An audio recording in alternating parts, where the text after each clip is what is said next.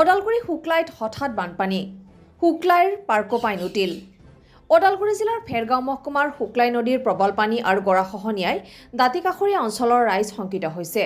জানিব পৰা মতে যোৱা নিশা ভূটান পাহাৰৰ পৰা বৈ অহা প্ৰবল পানীৰ ফলত শুক্লাই নদীৰ জংঘল বস্তিৰ মূল পথৰ সমীপত থকা পাৰ্কোপাইনবোৰৰ একাংশ উটুৱাই নিয়াত স্থানীয় ৰাইজ শংকিত হয় স্থানীয় বিধায়ক বিশ্বজিৎ দৈমাৰীৰ প্ৰচেষ্টাত বহু কোটি টকা ব্যয় সাপেক্ষে পাৰ্কোপাইনেৰে নদীৰ গৰাখহনীয়া ৰোধ কৰাৰ প্ৰয়াস কৰিছিল যদিও দুমাহৰ পিছতেই একাংশ পাৰ্কোপাইন পানীয়ে উটুৱাই নিয়াৰ ফলত ২ নং হিংৰিমাৰী আৰু জংঘল বস্তিত পানী প্ৰৱেশ কৰি যথেষ্টখিনি ৰাইজৰ ক্ষতিসাধন কৰে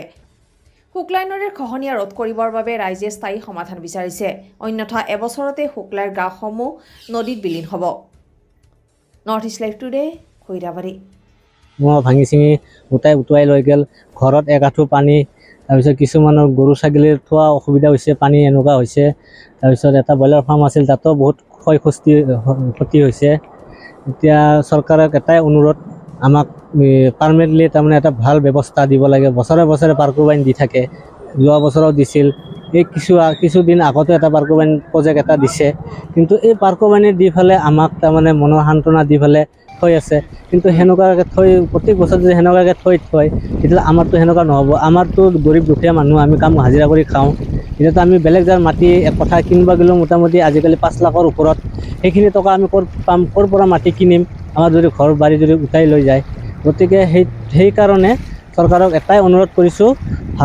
ভাল এটা ধুনীয়াকৈ প্ৰজেক্ট এটা দিয়ক মাঠৰি এটা দিয়ক বা বল্ডাৰ বান্ধ দিয়ক বা যিকোনো এটা ভাল পাৰ্মিটলি দিব লাগে আমাক সেইটোৱে মই দাবী কৰিছোঁ আৰু চৰকাৰৰ আগত অসম চৰকাৰৰ আগত বা আমাৰ MLA শুক্লাই নদী ভূটানৰ পৰা পানীটো বৈ আহিছে গাঁৱতো আঁতৰিঘাট জংঘল বস্তি আৰু প্লাছ লগতে লাগি আছে 2 নং হিংৰিবাৰী এই দুখন গাঁৱে বেছি ক্ষয়ক্ষতি হৈছে